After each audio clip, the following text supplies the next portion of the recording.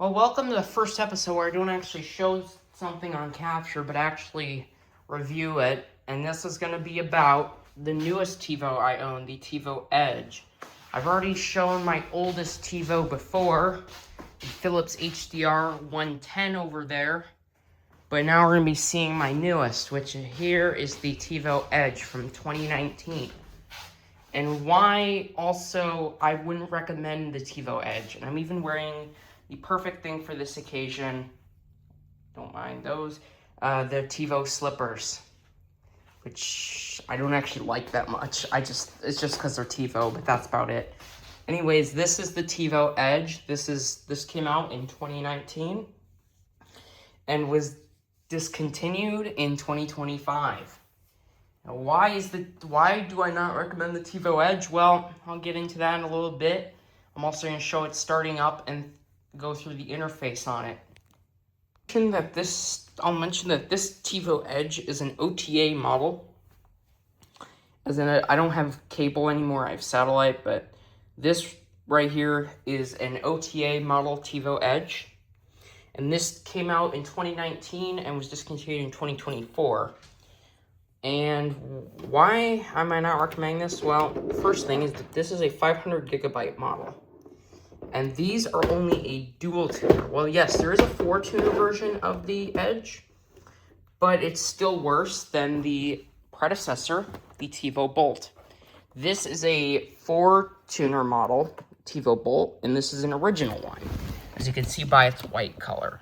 Most newer TiVo Bolts are going to be black. But this is an older Bolt, so it's white. Newer ones are black. And you can see this one was made in July 2017, so this is an older model.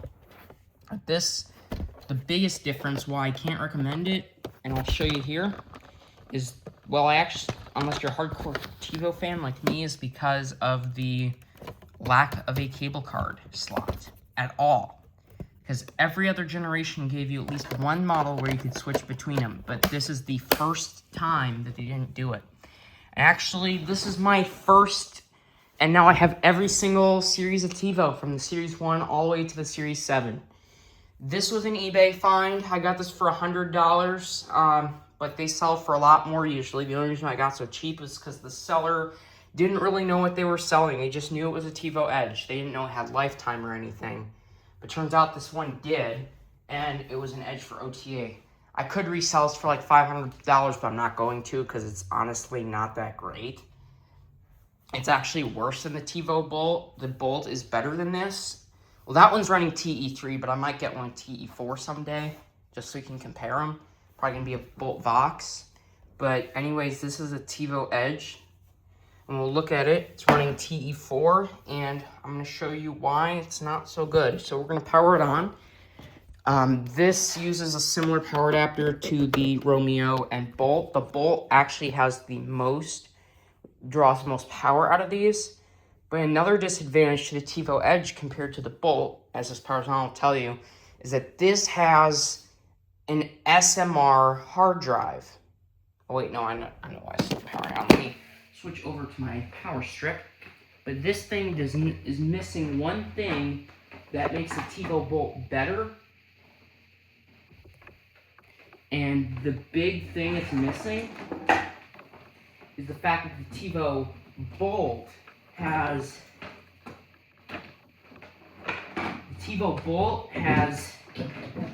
what's called a CMR drive. The Edge has what's called an SMR. Now, why is CMR better? Well, CMR, or conventional magnetic recording, is the predecessor to the newer SMR, or shingled magnetic recording. Okay, there it goes. So, why is shingled magnetic recording bad? Well, it was made around 2018 or so to make drives cheaper.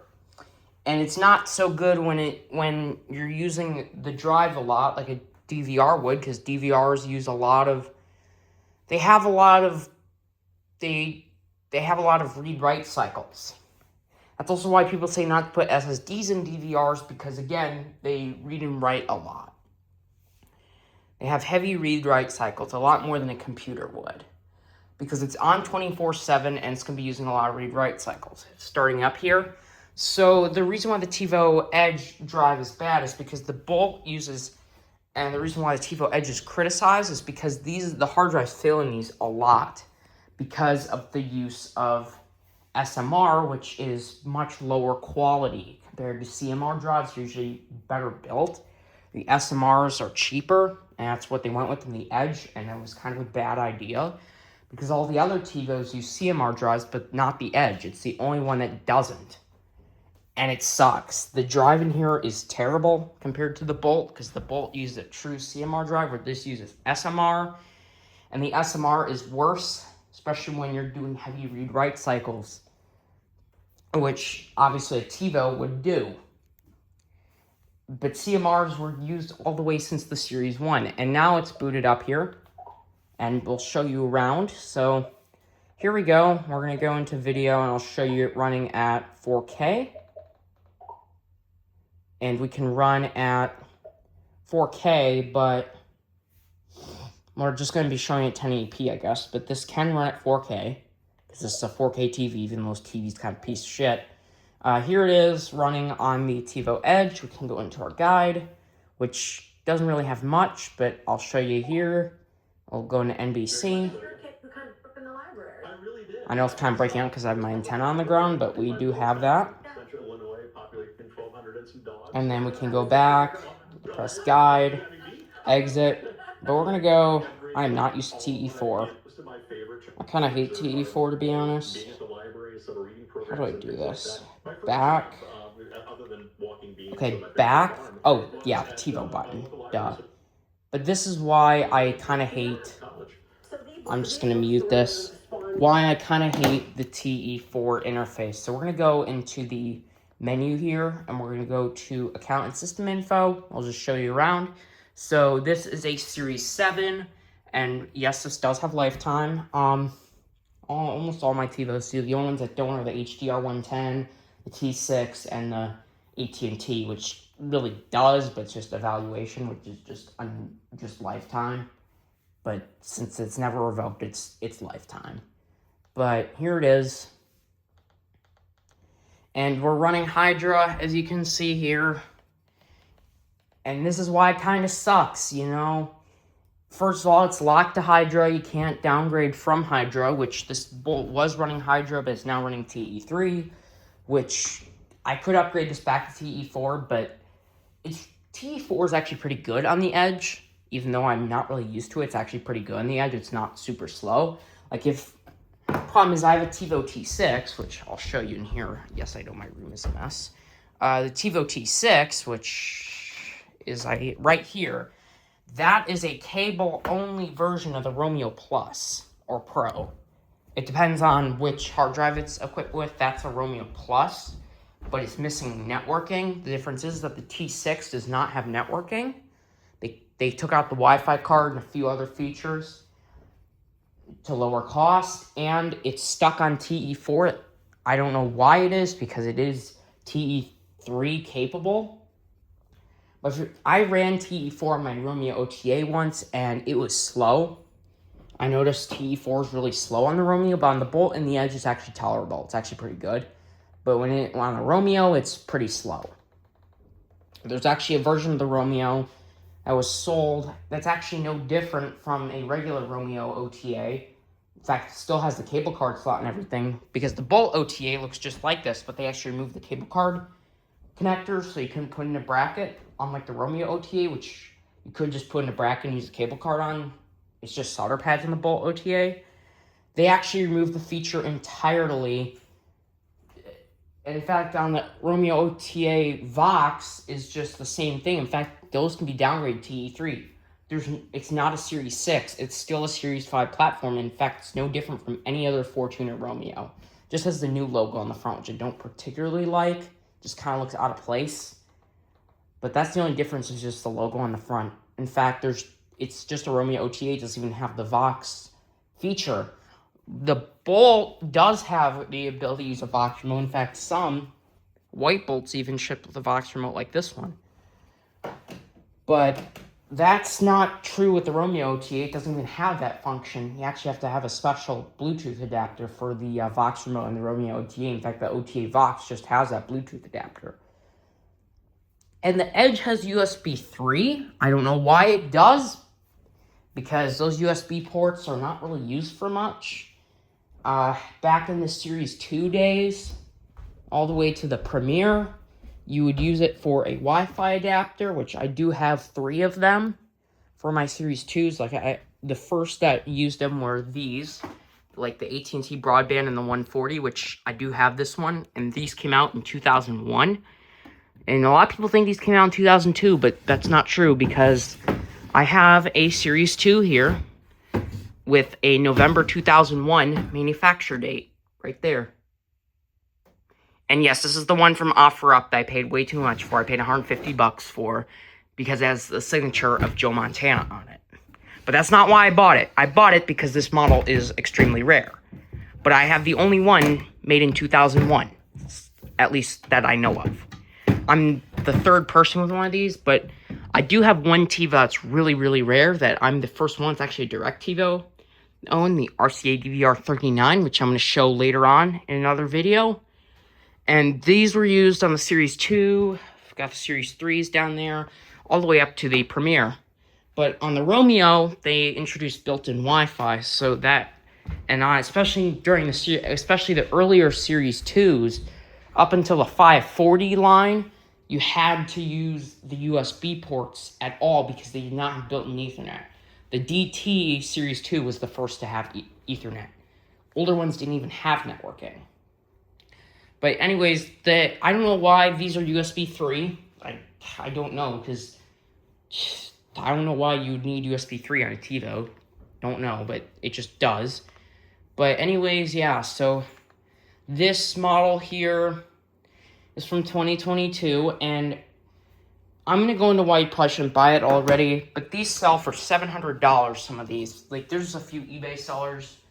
There's one that sells them for, like, really high prices. I have no idea where he gets them. It's like, he has, like, a bunch of them, and he's selling them for, like, $700. And he also sells bolts for much cheaper, even though the bolts are actually better. The only advantage to the Edge, I would say, is if we look at the box, which for some reason is missing the bottom half. Here's the TiVo Edge for antenna box. It has Dolby Vision, Dolby Atmos, which I don't think existed when the Bolt came out. And also, another thing to mention about the Bolt versus the Edge is that the Edge has the, what was I going to say?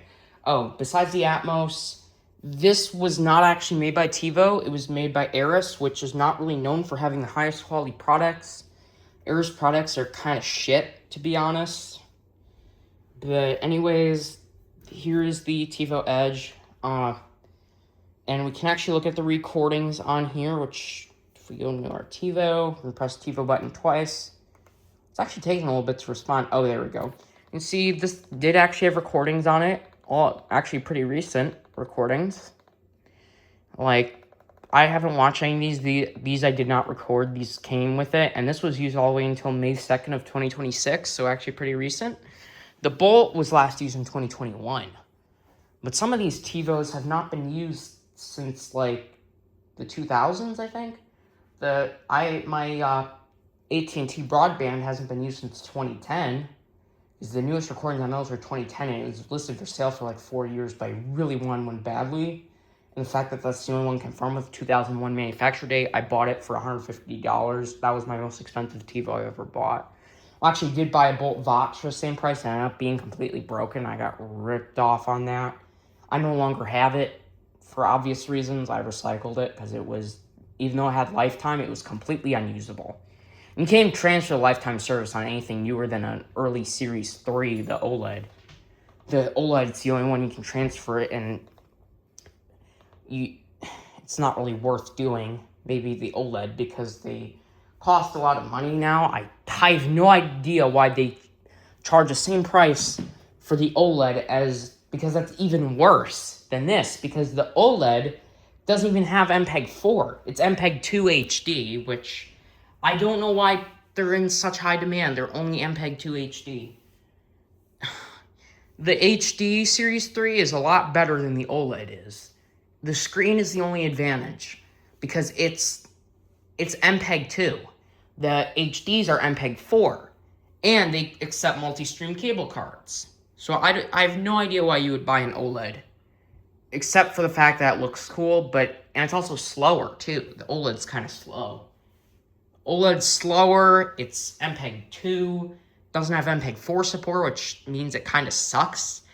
And plus, the only MPEG 2 HD stuff that's left is on OTA.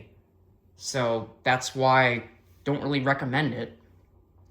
And it's only one of 2 TiVos with MPEG 2 HD. The only other one that was like that was the DirecTV HR10. That's the only other one that had MPEG 2 HD. So, or the Series 3 OLED and the DirecTV HR10. That's it. I don't know why, but those are the only 2. Well, the HR10 is a Series 2. It's an early Series 2. Basically a 240, but HD. And has satellite, but also an ATSC tuner. So it was actually the first HD TiVo. It wasn't the OLED. It was the HR10. But the HR10 is the only one with MPEG 2. HR10 and OLED are the only 2 with MPEG 2 HD. So they're kind of useless now, because anything newer than that has MPEG 4. And the Edge is actually a downgrade compared to the Bolt, so that's why I can't really recommend it. But there's a TiVo Edge. I guess the Atmos would be good for streaming, but this really isn't that good of a streaming box. I'm not really used to Hydra either, because I don't have many boxes that run Hydra. This is really my only one. But yeah, I now own all 7 series of TiVo. This is a Series 7. Got the Series 6 there. Got 3 Romeos. One of them has lifetime, the other 2 don't. One of them is really a T6. I got 1 Premiere there, which is lifetime. I've got a lifetime of each one. 3 Series 3s, a bunch of Series 2s, and a bunch of Series 1s. But anyways, yeah, that's what I would consider the TiVo Edge. Why you probably shouldn't buy one, but I have one at least, so now my TiVo collection is basically complete now. So anyways, thanks for watching, and I'll see you in my next review, which I don't know which one's going to be yet. Probably the TiVo Bolt, or I might do one of my other ones, or maybe revisit a few that I have looked at before. But yeah, that's it.